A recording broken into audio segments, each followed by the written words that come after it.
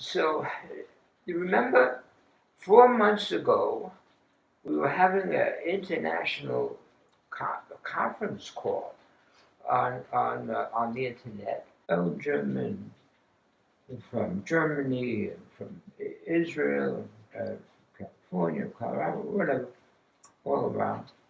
And all of a sudden, I was in my office with Rami in our office downstairs, and you were in your office. And all of a sudden, you came down and gave me a note. Do you remember what that said? Yeah, I wrote you a note on a yellow pad of paper and it said, Bernie, don't take over the meeting, just listen. So I got that note. I started to listen, and all of a sudden I blanked out, and I have no memory for I don't know. I don't even know how many days I have no memory for. So maybe you could tell us a little about that period and until yeah, that initial period. Yeah, you sure took that very seriously. Don't take over the meeting because at that point you started sliding down your chair and Rami called me again and I came down and he had caught you and put you on the rug so that you were lying on the rug on your back and I looked at your face and you were talking at that point and I asked you to raise your leg and you couldn't raise your leg and I asked you to raise your arm, and you couldn't do that. And then I could tell that your speech was beginning to slur, and then it just stopped. And I asked you, and you just like did this or something like that you couldn't speak anymore. And it was at that point, and oh, you did. I said I'm going to call 911, 911, and you said no. And I must have asked you another one or two questions, and then I called 911. And they came, they were great, they also had their, but they were ready and they immediately hooked you on to a certain medication, put you on an ambulance, took you to a hospital in Greenfield. They turned right around then and took you down to Springfield, also in the ambulance, and you went straight into the emergency room, and from there you went to critical care, and then you went down to neurological critical care, and then you went down to a regular bed. So at each of these stages, they were trying to stabilize you. They knew right away that you'd suffered a stroke, and you were at the Bay State Springfield Hospital for 5 full days. They did, of course, scans, MRIs, and it was a big stroke. And it had hit your left side, they told me, affecting the right side of your body. And also that's where the speech center is in the brain, so it also affected the speech center.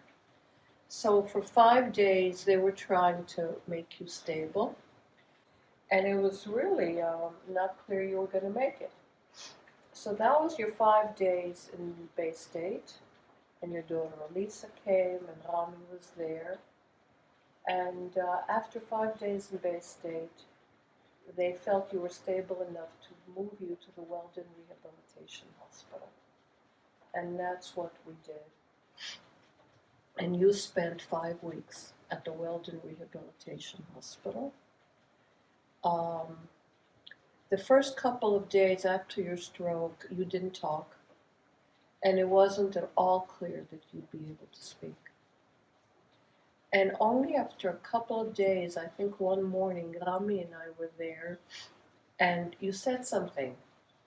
And I realized that you could. You had some speech, a little bit, some words, but you were able to make yourself heard. And I remember just squeezing Rami's arm because I was so moved. He was standing right next to me. And you even were able to, one or two people from the family called on the phone, and if I put it onto your ear, you were able to say, yeah, or okay, something very, very muffled. So you're able to do that. So in Bay State, you just lay in bed and you didn't move, and we were just hoping you would stay alive and that you would stabilize. Once they brought you to Weldon, for me at least, the full extent of the loss of abilities became clear. Because it was only then that they really started looking at your legs and your arms and the whole side, noticing how you couldn't feel here, the whole shape of your mouth that came down on the right. Your eyes, you couldn't see, your vision was impaired on the right, and you couldn't move on your right side at all. You couldn't move. They pretty much were able to ascertain that you were not paralyzed. I guess they have a way of seeing that. So they could determine you were not paralyzed, but the extent of the recovery and what you would eventually be able to do was anybody's guess at that time. People were optimistic, and according to various tests, they said you would have a good recovery. And if you remember, a Tibetan doctor came to visit you, and he looked you over and said you would have a very good recovery. And the prognosis was guarded, but very positive, and the rest depended on you and the work you would be ready to do to regain your abilities. So, and how long period are you describing? So I know that you have practically no memory of those first weeks. You were 5 days in the hospital. After that, at the rehab hospital, you spent 5 weeks. And I'm aware that the first 2, 3 weeks, you have almost no memory. A few people came to visit you, and I'm aware from having talked to them that you may remember faces, but you remember no conversation. They started trying to get you to move and walk. Well, not walking, that took much longer, but just to get you to move, your arms and just everything, toileting, and it was on me it was very hard because I could actually see it. I'm not sure. Later on when we've talked, like we've talked now, it doesn't sound like you were quite aware of what was happening. I think for people around you, like me, who was there and I could see, it was a shock. It was a big, big shock to look at the abilities that you lost. Huge shock for me. But I realized that you weren't aware, or you were aware then, but you'd forgotten about it. Now, I do have some memories in that period. I'll repeat it because it seems so powerful. I had what I thought I had the memory. I thought it was 3 days in which I was dying, and my whole energy was based on how to die. I thought the fourth day that all of a sudden I had the sense that I could improve. That's all I knew. I didn't have the sense of anything else. All I had the sense of was I could improve. Mm-hmm. And that to do that, I had to exercise. So again, I don't know when that came, but that was all I had in my, that I have to exercise. The times, most of the time, I think, I don't know yet. Later on, it's more clear that most of the time I was in a state, what I call a state of non-thinking. I just was laying there and I wasn't thinking. And so I don't remember. But were you alert, or were you kind of just out of it in a daze? So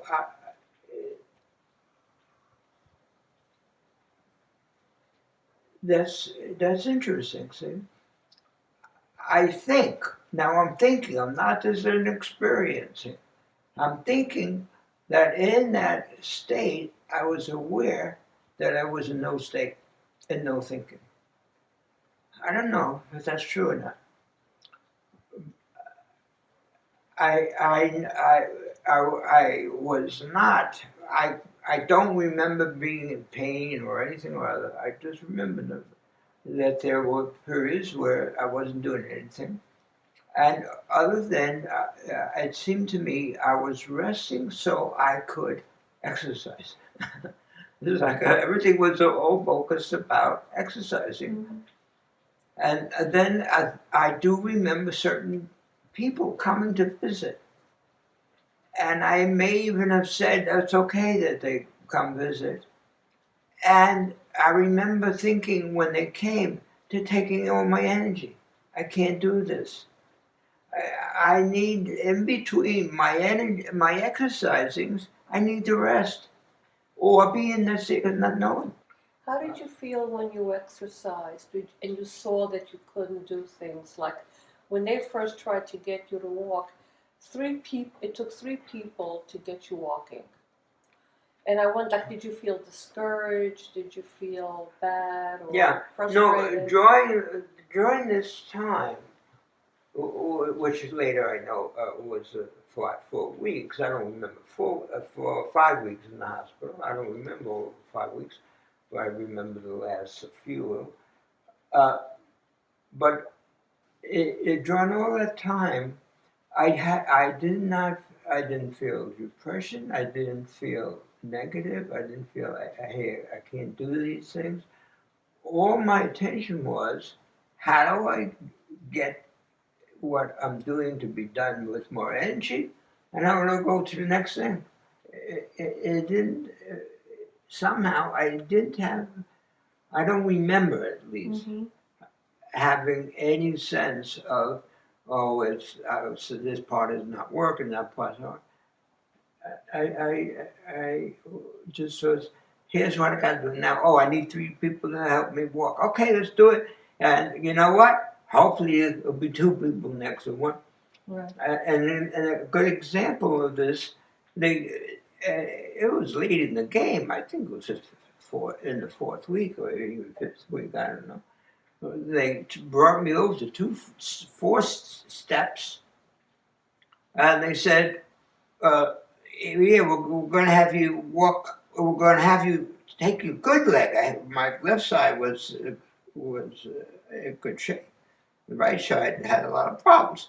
So they said, we want you to move your left leg and move it up the first step. Today, that's all we're going to do. Have you move. I couldn't do it. Now, it's the first sign I had that my brain and my mind were not really, my brain and my body weren't so together. Because I know my body, I could lift my leg. My brain was saying, you can't get up that first step. Don't fool yourself. So that first day, I could get up the first step. Mm-hmm. Second day I came, I moved my foot up and then moved the next, I walk up 4 steps. And then I said, now what? I'm at the top of 4 steps. And said, you're not going to turn around and come down? My brain said, no way, you can't turn around here. And you ain't walking down. The third day, I walked out. So obviously, what I was learning was that my brain was saying one thing and my body another. The first day, my body knew I could lift up that leg. My brain was saying you can't, and so I couldn't. The brain took over. It had more control over what I did than my body had. So what happened day 2? You think your brain suddenly was persuaded that you could take those steps up? Well, there was no difference between that first step and the second step. And all of a sudden, I saw when I did the first step that my body could do a step.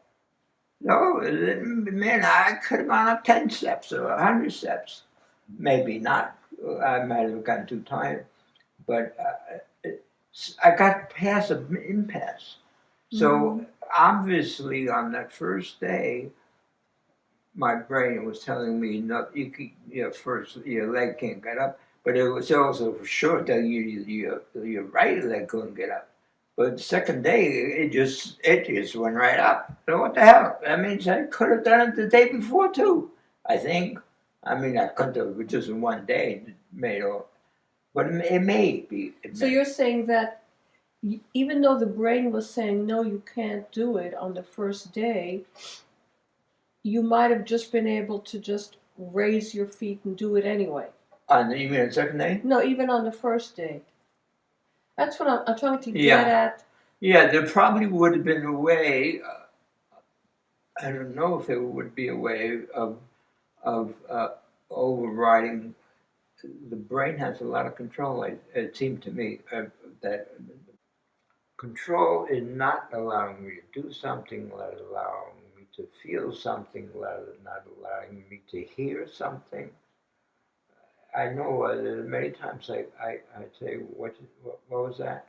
And you think it's, I don't have my ear, uh, my hearing aids. Not hearing is that the brain doesn't want, for some reason, doesn't hear until it's repeated twice or three times. And Gottfried and Mariola, but it just came from Europe and they came to visit me. And Gottfried said something about, because he's going to write a book with me on Zen. And he said something about Zen and the essence of Zen. Then he had to go to the bathroom. And Mariola turned to me and said, Bernie, what is the essence of Zen? What is meant by it? And I looked it up, and I realized at that moment that I had no idea of what the essence of Zen meant. Now, people have been asking me that question for years, and I didn't have trouble answering them in one way or another. I may have changed the way I did it, but I had it. This time, I had no idea. And now, what I also recognize is that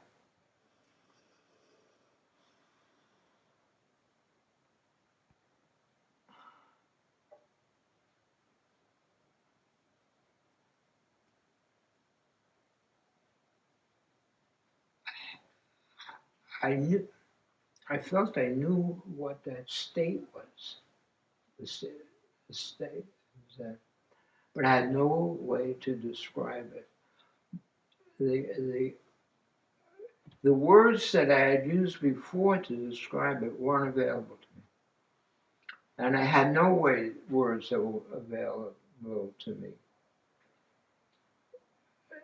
What that did to me was a huge sense of joy or a sense of, holy cow, I don't know what this is. And now I can find out. Now, I've been 60 years in the world of Zen and probably have never said something like that. And I don't know what it is. Maybe in the very beginning. And feeling so much joy that I can now express it. But that's what I remember. So there's a state in me that thought that, wow, I have a new chance to to to clarify what does that mean. And then I got home and I started to work with Gottfried and Rami and Mario on my book. I was going to do a book, and the book was going to be in the 60 years and then of talking about those things, which and in a sense didn't have much interest in me anymore. But when working on the book, one of the first things that happened that stood out for me was Godfrey said, I've heard you say over and over that you stay to study with my Izumi Roshi because he was the clearest man that you knew of. And Godfrey says, what do you mean by clearest man? And I looked at him and I said, huh? I have no idea what that means. And but now I have a chance to try to find out what does it mean. I not only don't have an idea what it means, but I don't think it could mean anything. So anyway, I was in a whole new study phase for me, and I soon found that was true for many Zen words that I had been using. I thought I thought that many people use it without knowing what they really mean, and I thought I probably used them, think I knew what they mean, but I didn't really know what it mean. And this is a new phase of my life where I could go a little deeper into what these states are. And then what became strong also is that in between the times when I did at the hospital, I did a lot of exercise for my feet. Three main things: my legs, my hands, my arms, and my speech. All three were exhausting. I would put maybe 2 hours into each. I was exhausted by the time I was over. I needed to rest. I rested before and after. I had to rest before and after. And when I was resting, there was nothing. I was staying in a state of non-thinking. It was a very restful. I would get ready for the next things, but I didn't remember thinking anything. Now, Bernie, for many years you've talked about um, actually about that state, and you said that the purpose of Zen isn't to get you to not thinking because you don't want to think, you can have a lobotomy. So that's not the point. The point is to live and be actively engaged and do and live like everybody else. So now you're saying that in the face of all that, after your stroke, you still found yourself in these states, prolonged states of non-thinking. Um, so what is your comment about it now? You know, given how many years, my impression was that you thought that there were teachers who said, "Oh, I could be in a state of not thinking for 2 hours," and you actually poo-pooed that. I remember you said that's not the objective of Zen. That's not the point. So what is your impression now of this? Well, I don't know. Again, these are areas that I want to explore. What I do know is that I could sit there in this process of